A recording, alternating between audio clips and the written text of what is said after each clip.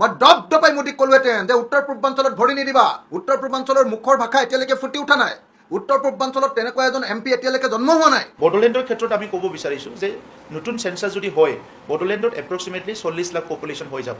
গতিকে আমি দেখিছোঁ গোৱাত যদি 15-16 লাখেদি দুটা তাত লোকসভা হ'ব পাৰে, তো বড়োলেণ্ডত আমি প্ৰায় 40 লাখৰ ওচৰত যিটো পপুলেশ্যন তাত আমাৰ তিনিটাকৈ লোকসভা হ'ব পাৰে। মই দপদপাই মোদীক ক'লোহেঁতেন যে উত্তৰ পূৰ্বাঞ্চলত ভৰি নিদিবা। এইখন বিল তুমি পাছ কৰি দিলে 14খনৰ ঠাইত 21খন হ'ব, কিন্তু 80খনৰ ঠাইত 120খন হ'ব। ডেলিমিটেশ্যন হোৱাত যিটো হিষ্ট্ৰিকেলি ভুল হৈছে, আণ্ডাৰ ৰিপ্ৰেজেণ্টেশ্যন নৰ্থ ইষ্টে পাইছে, কোনোবা ৰাজ্যত এজনে লোকসভাত আছে, ক'ৰবা দুজন আছে, কিন্তু এই অঞ্চলবিলাক পাহাৰীয়া অঞ্চল হয়, টেৰাইন হয়, বহুত ডিফিকাল্ট ৰিজন হয়, তাত বহুতে যেনেকৈ লাগে তেনেকুৱা কামবিলাক কৰিব পৰা নাই। আনটিনেদি উত্তৰ পূৰ্বাঞ্চলৰ মেক্সিমামে ফ্ৰণ্টিয়াৰ হয়। আমি ম্যানমাৰৰ লগত, ভূটানৰ লগত, চাইনাৰ লগত, বাংলাদেশৰ লগত উত্তৰ পূৰ্বাঞ্চলৰ ৰাজ্যবিলাক সংলগ্ন হৈ আছে। সেই ৰাজ্যবিলাকৰ ইছ্যুজবিলাক ভেৰি চেঞ্চিটিভ, আৰু সেইটো ডিল কৰিবলৈ যিখিনি স্পেচ পাব লাগে, ৰিপ্ৰেজেণ্টেশ্যনটো কম কাৰণে সেই স্পেচখিনি পোৱা নাই। মই দপদপাই মোদীক ক'লোহেঁতেন যে উত্তৰ পূৰ্বাঞ্চলত ভৰি নিদিবা। উত্তৰ পূৰ্বাঞ্চলৰ মুখৰ ভাষা এতিয়ালৈকে ফুটি উঠা নাই। উত্তৰ পূৰ্বাঞ্চলত তেনেকুৱা এজন MP এতিয়ালৈকে জন্ম হোৱা নাই যিজনে উত্তৰ পূৰ্বাঞ্চলৰ পক্ষত এনেকৈ দক্ষতাৰে ক'ব পাৰে। মই যদি সংসদত থাকিলোহেঁতেন মই দপদপাই মোদীক ক'লোহেঁতেন যে উত্তৰ পূৰ্বাঞ্চলত ভৰি নিদিবা। এইখন বিল তুমি পাছ কৰি দিলে 14খনৰ ঠাইত 21খন হ'ব, কিন্তু 80খনৰ ঠাইত 120খন হ'ব। 120খন যদি আসন থাকে উত্তৰ প্ৰদেশৰ সংসদত, আমাৰ কিবা কাম থাকিব নি 21খন আসন লৈ? অকল উত্তৰ প্ৰদেশৰ যদি 120খন আসন হয়, আমাৰ যদি 21খন আসন হয়, তেতিয়াহ'লে আমি কিবা কাম কৰিব পাৰিম সংসদত? যি সময়ত গোটেই ভাৰতবৰ্ষত ফেডাৰেল ছিষ্টেমটোক নতুনকৈ বনাবলৈ কৈ আছে, সকলো ৰাজ্যক সমান অধিকাৰ দিবলৈ কৈ থকা হৈছে, সকলো ৰাজ্যক সমান প্ৰতিনিধিত্বৰ কাৰণে আমি দাবী উত্থাপন কৰি আছোঁ। সকলো অসমীয়া মানুহৰ আটাইতকৈ ডাঙৰ দাবীবিলাক কি? সকলো অসমীয়া মানুহৰ দাবী হ'ল অসমৰ হাতলৈ অধিক ক্ষমতা অনা। আৰু বিজেপিয়ে অসমৰ সকলো ক্ষমতা, ৰাজ্যৰ সকলো ক্ষমতা, ষ্টেটবিলাকৰ সকলো ক্ষমতা কাঢ়ি লৈ কি কৰিব কৈছে? উত্তৰ প্ৰদেশ, বিহাৰ, ৰাজস্থান আৰু মধ্যপ্ৰদেশ, য'ত তেওঁলোকৰ শক্তি বেছি আছে, সেই ৰাজ্যবিলাকৰ হাতত গোটেই ভাৰতবৰ্ষৰ ৰাজনৈতিক অধিকাৰ অৰ্পণ কৰি দিব কৈছে।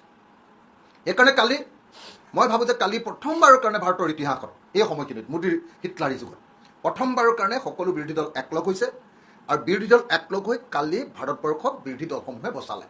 আৰু সেইকাৰণে আজি আমি বিচাৰিছোঁ যে উত্তৰ পূৰ্বাঞ্চলৰ ছিটটো পপুলেশ্যনৰ বেচিছত নহয়, তাত ইথনিচিটি, তাত ৰিপ্ৰেজেণ্টেশ্যন আৰু ক্ষুদ্ৰ ক্ষুদ্ৰ জনগোষ্ঠীৰ ভইচটো নেশ্যনেল প্লেটফৰ্মত, নেশ্যনেল ফৰামত যাতে শুনাব পাৰে, নিজৰ গ্ৰেভেঞ্চেছবিলাক শুনাব পাৰে, সেইটো কথাটো মনত ৰাখি পেলাই নৰ্থ ইষ্টৰ ডিলিমিটেশ্যনটো হ'ব লাগে। আমি সেইটো বিচাৰিছোঁ, আৰু পপুলেশ্যনটো এটা ক্ৰাইটেৰিয়া তাত হ'ব নালাগে। বড়োলেণ্ডৰ ক্ষেত্ৰত আমি ক'ব বিচাৰিছোঁ যে নতুন চেঞ্চাছ যদি হয় বড়োলেণ্ডত এপ্ৰক্সিমেটলি 40 লাখ পপুলেশ্যন হৈ যাব। গতিকে আমি দেখিছোঁ গোৱাত যদি 15-16 লাখেদি দুটা তাত লোকসভা হ'ব পাৰে, তো বড়োলেণ্ডত আমি প্ৰায় 40 লাখৰ ওচৰত যিটো পপুলেশ্যন তাত আমাৰ তিনিটাকৈ লোকসভা হ'ব পাৰে। আনপিনেদি আমাৰ তাত যিটো আছে যে বড়োলেণ্ডত আমাৰ এতিয়া যি ৰিডিলিমিটেশ্যন হৈ গ'ল, তাত 15টা ছিট এছেম্বলি ছিট দিয়া হ'ল। আমি বিচাৰিছোঁ সেইটো 15টা নহয় 30টা হ'ব লাগে, কাৰণ তাত অকল বড়ো নহয় 26টা জনগোষ্ঠী আছে, চবেই ৰিপ্ৰেজেণ্টেশ্যনটো পাব লাগিব, আৰু চবেই যদি ৰিপ্ৰেজেণ্টেশ্যনটো পাব লাগে তাৰ ছিটটো বাঢ়াব লাগিব। যোৱা ৰিডিলিমিটেশ্যনৰ ক্ষেত্ৰত BTC একট 2003 4.7 ক্ল'জটোৰ অলপ দহাই লৈ পেলাই তাত ST ছিটটো এনহেঞ্চ কৰা নাই, তাৰ ইণ্টাৰপ্ৰিটেশ্যনটো অলপ বেলেগকৈ অনা হৈছে। তাৰ ইণ্টাৰপ্ৰিটেশ্যনটো হৈছিলে যে 2003 চনলৈকে তাত যিমান ST ছিট আছে, সেই ST ছিটটো যেতিয়া ৰিডিলিমিটেশ্যন হ'ব এইটো চেঞ্জ হ'ব নালাগে, কিন্তু ইয়াৰ ইণ্টাৰপ্ৰিটেশ্যনটো বেলেগকৈ কৰা হ'ল যে এডভাৰ্চলি এফেক্টটো নন ট্ৰাইবেলত হ'ব বুলি এটা ইণ্টাৰপ্ৰিটেশ্যন কৰি পেলাই যিটো নেকি আমি পাব লাগে ST ছিটটো বেলেগ অঞ্চলবিলাকত লৈ যোৱা হ'ল। এতিয়া এই ডিলিমিটেশ্যন যেতিয়া হ'বলৈ গৈ আছে, ইয়াত এটা ডাঙৰ সুযোগ আহিছে, গতিকে তাত ST ছিটৰ সংখ্যাটো বাঢ়াব লাগে, আৰু লগতে যিখিনি আমাৰ নন ST মানুহ বড়োলেণ্ডৰ ভিতৰত আছে সেইসকলে অ'পেন ছিটবিলাকত ৰিপ্ৰেজেণ্ট কৰিব। কিন্তু মই ভাবোঁ যে কালি প্ৰথমবাৰৰ কাৰণে ভাৰতৰ ইতিহাসত এই সময়খিনিত মোদীৰ হিটলাৰী যুগত প্ৰথমবাৰৰ কাৰণে সকলো বিৰোধী দল একলগ হৈছে, আৰু বিৰোধী দল একলগ হৈ কালি ভাৰতবৰ্ষক বিৰোধী দলসমূহে বচালে। কালি যদি সেইটো বচাব নোৱাৰিলেহেঁতেন, তেতিয়াহ'লে অসম নামৰ ৰাজ্যখনৰ বৰ্তমানৰ যিখন সামান্য ৰাজনৈতিক অধিকাৰ আছে সেইটো নিশেষ হৈ গ'লহেঁতেন। আমাৰ 21খন আসনৰ কথা কৈছে পবিত্ৰ মাৰ্ঘেৰিটাই, আমাৰ 21খন আসন হ'ল বুলি হিমন্ত বিশ্ব শৰ্মাই কৈছে, কিন্তু উত্তৰ প্ৰদেশৰ যে 120খন আসন হ'ব সেই কথাটো কিন্তু তেওঁলোকে নকয়। 21খন আসনৰ সন্মুখত যদি 120খন আসন উত্তৰ প্ৰদেশত থাকে, তেতিয়াহ'লে উত্তৰ প্ৰদেশৰ ওচৰত গোটেই ভাৰতবৰ্ষ নাচি থাকিব লাগিবনে নাই?